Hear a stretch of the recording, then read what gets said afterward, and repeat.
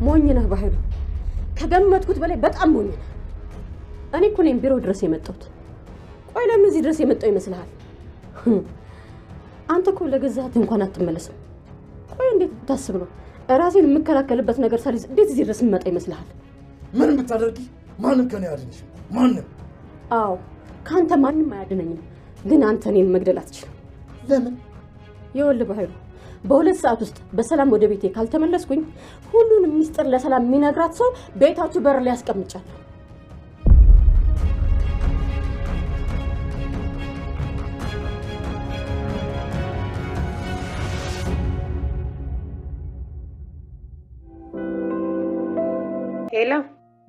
ሄሎ፣ ሰላም ነው? የአልማዝ እህት ነሽ? አዎ ነኝ። ማን ልበል አንቺን? አልማዝ ትኖራለች? እባክሽን በጣም ፈልጋት ነበር። አለች። ቆይ ልጥራልሽ። አልማዝ በህይወት አለች? ብቸኛ ነኝ። የኔ ልጅ የብረት መዝጊያ የሚሆን ባል ነው ያገኘሽው። ማለት አልገባኝም። አሁን በሽኩርታ ሳሚ አይደለም ላንቺ ለሰፈሩ ሁላ የብረት መዝጊያ ነው ስትሏል ነበር እንዴ? ሳሚ ለሱ እንደውም ጠበቅ አርጋት ብዬ መክሬው ነበር። እንዳልኩትም ይኸው ጠበቅ አደረገሽ። ምን አባቷ ነው የምትላት? የገዛ ልጇን ፍቅር የነጠቀች ሴት መሆኗን ብታውቅ እንደዚህ አታወራትም ነበር። ለነገሩ ብሌን በሁሉም ሰው ልወደድና ለመታዘን አስመስላ ጥሩ የምትጫወት አስመሳይ ናት። ለዛ ነው ሁሉም ሰው ለሷ የሚያዝ ነው። እኔን ግን ሰባራ ልቤን ይዤ ብቻዬን ተቀምጫለሁ። ከሳሚ ጋር ግንኙነት ያለ መስሏት ነው እንዴ? ቆይ እንዴት? ምን እንጂ ሰላምዬ፣ አንቺም ሳሚ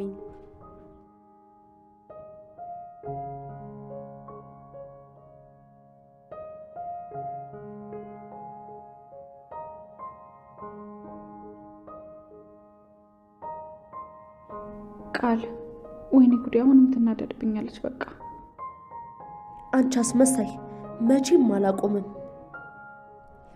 ቃልዬ፣ እኔ ልጅ እኔ እናት፣ ዛሬ ደስታችን ቀን ነው። እህትሽ እኮ ከሚወዳት ልጅ ጋር ቀለበት አደረገች። ለዚህ ማድረግ ደግሞ የተመረጡት የበቁ ሰዎች ናቸው።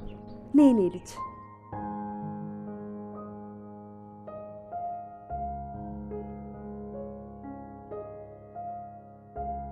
ምን ሆናለች ልጅቷ? ጭራሽ እዚህ ስመጣ ባሰባት። ሰላም ውዴ ቻናል የቤተሰቦች እንዴት ናችሁልኝ? እንኳን ወደ እኔ ዩቲዩብ ቻናል በሰላም መጣችሁ።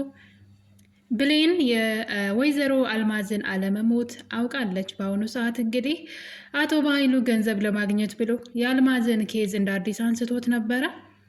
ተረስቶ ተደብቆ የነበረው ታሪክ እንደ አዲስ እንግዲህ አሁን ላይ በበኃይሉ ጉርጎራ እንደ አዲስ ታሪኩ ተመዟል ማለት ነው። ያም እንግዲህ ሰላም ነፃ የምትወጣበት ጊዜ የደረሰ ይመስለኛል። እስከ ዛሬ ድረስ ሰው ገድያለሁ በሚል በጸጸትና በስቃይ ውስጥ ስለሆነ ያለችው ማለት ነው። እንግዲህ የበኃይሉ ምንድን ነው ራሱ ባመጣው መዘዝ ማለት ነው እውነታው ይታወቃል። እንግዲህ አቶ በኃይሉ በባለፈው ክፍል ላይ አልማዝን ፈልጉልኝ፣ አልማዝ በጣም ታስፈልገኛለች፣ የሰላምን የሆነ ነገር ሁሉ ለመውሰድ አልማዝ ታስፈልገኛለች በማለት ሲያስፈልጋት እሷ ደግሞ ከተቀመጠችበት ወይም ደግሞ የትም እንዳትሄጂ ተብላ ገንዘብ ተከፍሏት ተደብቃበት ከነበረ ቦታ ወታ ሄዳ ነበረ። እንግዲህ ሀዘን ገጥሟት ልጇ ሞቶባት ማለት ነው። ታዲያ በኃይሉ እንግዲህ ልጅሽ ቢሞት እንዴት ትመጫለች በማለት ሲያስፈልጋት ነበረ። መጀመሪያ ላይ ሲያስፈልጋት ነበረ። እሷ የገንዘብ ምንጭ ናት። ለዛሬ ብቻ ሳይሆን ለዘላለም በህይወት እስካለው ድረስ የገንዘብ ምንጭ ናት። እሷ በፍጹም ከእጃችሁ ማምለጥ የለባትም ፈልጓት ብሎ ሲያስፈልጋት ነበረ። አልማዝ ይህን ነገር ከሰማች በኋላ ሰተት ብላ ቢሮ ድረስ ሄዳለት ነበረ በኃይሉ ጋር ማለት ነው። በኃይሉ እንግዲህ ሲያያት በጣም ደንግጧል። ምክንያቱም የመጣችው በድፍረት ፊት ለፊቱ ነው። በህይወት እንደሌለሽ በቃ ሁሉም ሰው ማወቅ ያለበት እንደዛ ነው። በፍጹም እግርሽ ወደዚህ እንዳይመጣ ብሎ ጭራሽ ቢሮ ድረስ መጣች። በመጨረሻም እንግዲህ በኃይሉ ለምን እንደመጣች ሲጠይቃት እሷ ግን ነፃነት ይናፍቆኛል፣ የአንተ ቁርራጭ ገንዘብ ብዬ ታፍኛ መሞት አልፈልግም፣ ልጅ እንኳን ሞተብኝ በአንተ ምክንያት መጥቼ እንኳን ሳላስታምመው በማለት እንግዲህ አስቡት፣ ለቅራቅንቦ ለገንዘብ ብላ ልጇ እንኳ ታሞ ማስታመም ያልቻለች ሰው ናት። ታዲያ እንግዲህ አሁን ላይ የሚያዋጣኝ በኃይሉን መጋፈጥ ነው ብላለች አልማዝ። ታዲያ እንግዲህ በኃይሉ ይህን ነገር እንደማትችል ከዚህ በኋላ መደበቅ እንደማትችል እና ገንዘቡን እንደምትመልስለት ስትነግረው እንደውም ጥሩ ሀሳብ ነው ያመጣሽልኝ በማለት እንዴት ሀሳብሽን ትቀይሪያለሽ ብሏት ነበረ። የሞተ ሰው ብቻ ነው ሀሳቡን የማይቀይረው። እኔ ሀሳቤን ቀይሬያለሁ፣ ገንዘብህን ወረውርልሃለሁ፣ ነፃነቴን ግን በገንዘብ አትገዛውም ብትለውም እንደውም ጥሩ ሀሳብ ነው ያመጣሽው። አሁን የምርገልሽና አንቺ የሞትሽው ያኔ እህቴ ናት የገደለችሽ። ስለዚህ ሞተሻል። ሁሉም ሰው የሚያውቀው እንደሞትሽ ነው። አሁን የገልሻለሁኝ እስከ መጨረሻው ድረስ የገንዘብ ማግኛ መንገድም ትሆኝኛለሽ ብሎ የምርገልሻለሁ ብሎ እንግዲህ ሽጉጥ ደቅኖባት ነበረ በባለፈው ክፍል ላይ ካያችሁ። ታዲያ አልማዝ እንግዲህ ሽጉጥ ሲደቅንባት እየሳቀችበት ነበረ። የድፍረቱ ድፍረት የሚሰራበት ቢሮ ውስጥ ነው እንግዲህ የሄደችው።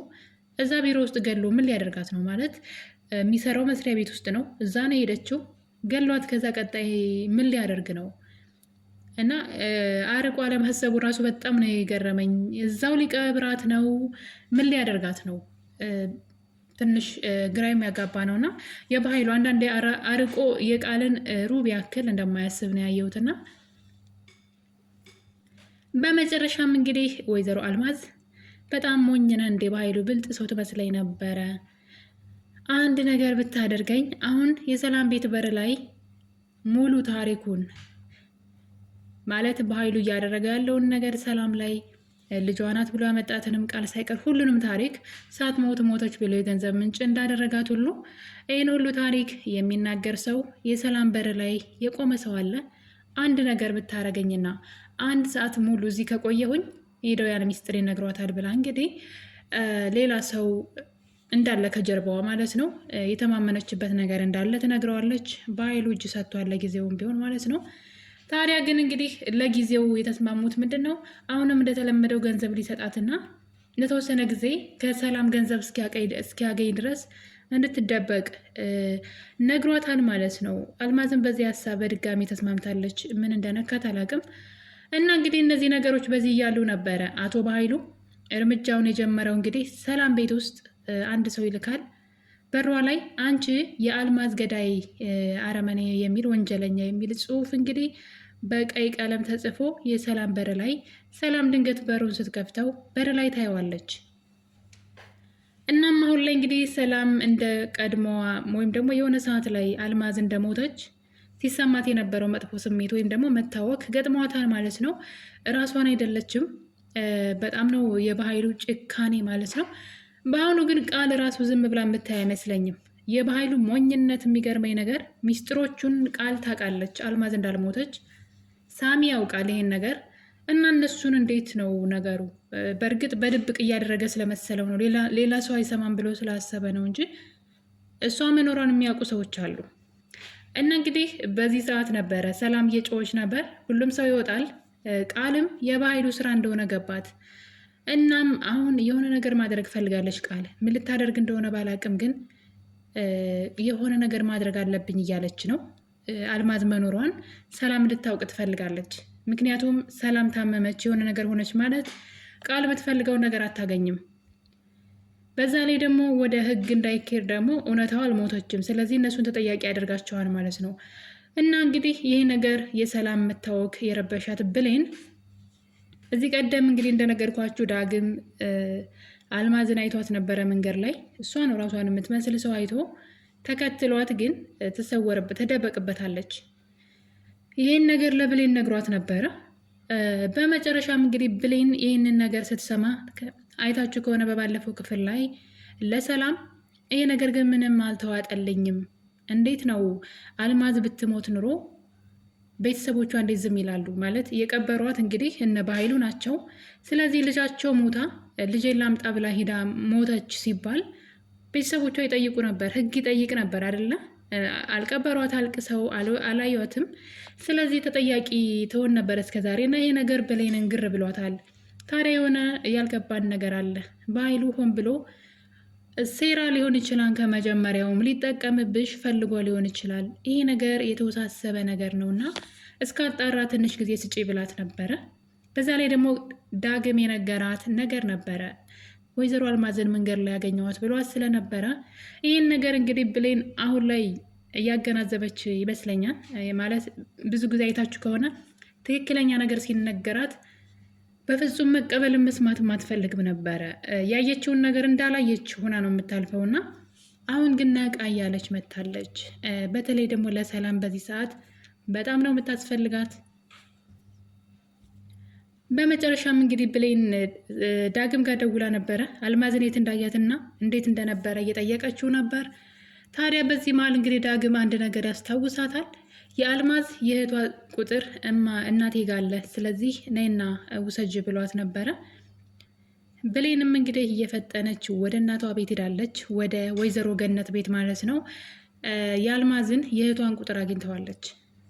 ታዲያ ብሌን እንግዲህ በዚህ ቁጥር ቀጥታ ነበር የደወለችው። ስትደውል የአልማዝ እህት አነሳውና አልማዝን ፈልጌ ነው የአልማዝ እህት ነሽ ወይ ስትባል አዎ ነኝ፣ ቆይ ልጥራለች ብላታለች። እንግዲህ ያ ማለት አልማዝ በሕይወት አለች። ይህን ነገር ብሌን ማወቋ በጣም አሪፍ ነው። እንግዲህ ነገሩን ቀለል ያደርገዋል። ሰላም አሁን ከራሷ ጋር ከሆነች ማለት ትንሽ አእምሯን ሁሉ ትስታለች እንግዲህ በዚህ ጉዳይና ይህን ነገር ልታዳምጣት ትችላለች ብዬ አስባለሁ። ካስታወሳችሁ አልማዝ የሞተች ጊዜ ሰላም እንደዚህ አብዳ ነበረና ቃል ሳታውቅ ለሰላም አልማዝ በሕይወት አለች ብላት ነበረ። በኃይሉ ተናዳ ስለነበር ሄዳ ምክንያቱም በኃይሉ አልማዝን እንደሞተች አድርጎ ሰላም ጋር ደውሎ 1 ሚሊዮን ብር ጠይቋት ነበረ። በድብቅ ነው የጠየቃት እና እንግዲህ ቃል በኃይሉ ለብቻው ገንዘቡን እያሸሸ እንደሆነ ስላወቀች ተናዳ ሄዳ ለሰላም አልማዝ በሕይወት አለች ብላት ነበረ። ነገር ግን ሰላም በዛ ሰዓት ከራሷ ጋር አልነበረችም ማለት ነው። ትንሽ የአእምሮ መቃወስ ገጥሟት ስለነበረ ይህን ጉዳይ እንግዲህ አልሰማቻትም ማለት ነው። ታዲያ ጊዜ ጠብቆ እንግዲህ የወጣው ሚስጥር ማለት ነው አልማዝ በሕይወት መኖሯ በሕግም እንዲረጋገጥ ያደርገዋል። አልማዝን ማናቸውም ቢሆኑ ወደ ሕግ ሰላምን ማለት ነው ለሕግ አሳልፈው አይሰጧትም፣ ግን በአእምሯ እንድትጨነቅና ችግር ውስጥ እንድትገባ ነው የሚያደርጓት። አቶ በኃይሉ እንግዲህ ገንዘብ በጣም ብዙ ገንዘብ ነው የሚፈልገው ከእህቱ ማለት ነው። ገንዘቧን በሙሉ ነው የሚፈልገው። ሰላም ለሱ ገንዘብ ከምትሰጥ ብትታሰር ይሻላታል። ለአእምሮዋም ሰላም ታገኛለች ማለት የሰውን ነፍስ በገንዘብ መለወጥ አችልም። ወይም ደግሞ ገንዘቡን ለቤተሰቦቿ አይደለም የሰጠችው የገዛ ወንድሟ መጠቀሚያ እያደረጋት ነው። እና እኔ ግን ብሌንም በጣም ነው ያደነቅኳት በአሁኑ ሰዓት ማለት ነው። ለሰላም ትልቅ ነገር እያደረገች ነው። እንደ በፊቱ ብትሆን ግን እናትና ልጅ ተመሳሳይ ተግባር ነው ያላቸው።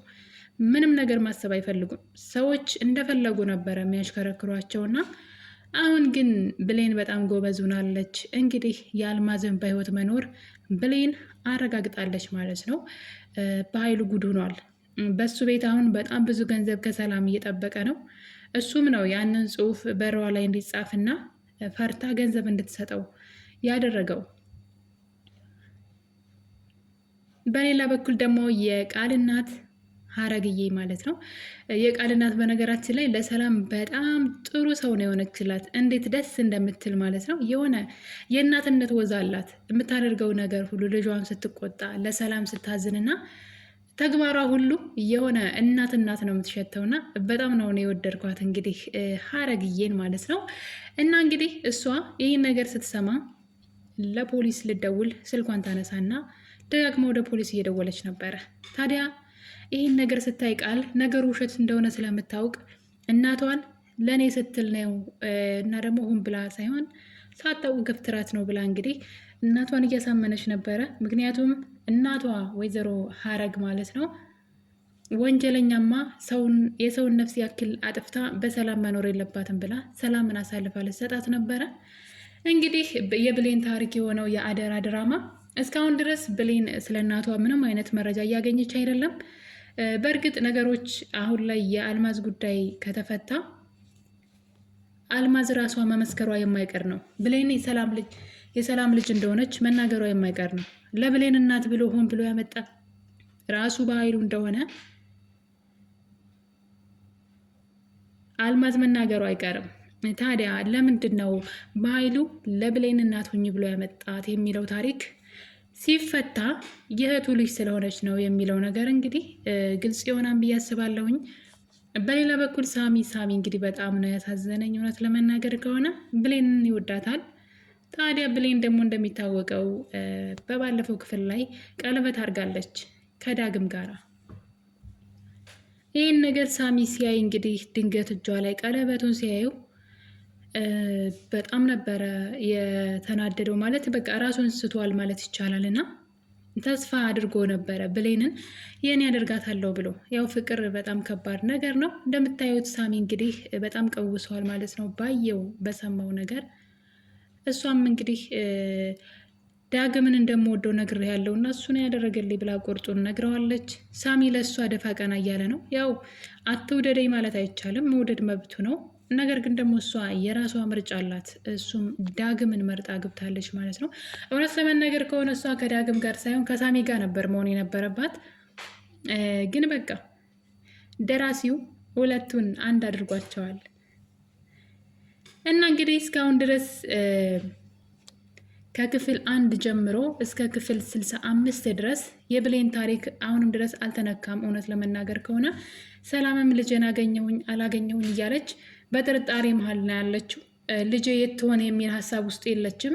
አንዳንዴ ቃል ልጄ ናት ብላ ታምናለች፣ አንዳንድ ጊዜ ሞ ቃል ልጅ አይደለችም ብላ በማመን በመወዛገብ ውስጥ ትገኛለች። ብሌንም ያን ያክል እናቷን የመፈለግ ጉጉት ውስጥ ላይ አይደለችም። እስካሁን ፓርት ድረስ ሰላም ልጇን እየፈለገች አይደለም። ቃል አንዴ ቤቷ መጣች፣ ይኸው እሷው ናት ቤቱን እያመሰችው ያለችው እና እስካሁን ድረስ ስለ እውነተኛ ልጅስ ማን ትሆን ብላ ጥያቄ ውስጥ አልገባችም። ሰላም ለምን እንደሆነ አላውቅም። እና የብሌን ታሪክ ተነክቷን ብዬ አላስብም። ስሙ ብቻ ነው እንጂ እናቷ ቤት አሁን ድረስ ስለ እናቷ ምንም ሳይጨንቃት እናቷ ቤት ሰራተኛ ሆና እየኖረች ትገኛለች። የዚህ ድራማ መጨረሻው ምን እንደሚሆን ብሌን የሰላም ልጅ እንደሆነች ሊያውቅ የሚችለው ምናልባት ቃል ላለመታሰር ብላ ወይም ደግሞ መልካም ነገር ላድርግ ብላ ብሌን ልጇ እንደሆነች ለሰላም ከነገረቻት ነው። ካልሆነም ደግሞ አልማዝ ናት። ከዛ ውጭ ግን ሳሚ ነው። ሳሚ በእርግጥ እውነቱን ነግሯታል። ሰላም እናትሽ ናት ብሎ ቢላትም እሷ ግን ልታምነው አልቻለችም። እና ውድ ቤተሰቦቼ እንግዲህ የአደራ ድራማ የክፍል 65 ትረካችን ይህን ይመስል ነበረ።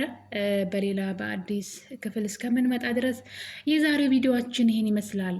ለቤቴ አዲስ የሆናችሁ ሰዎች ሰብስክራይብ በማድረግ አበረታቱኝ።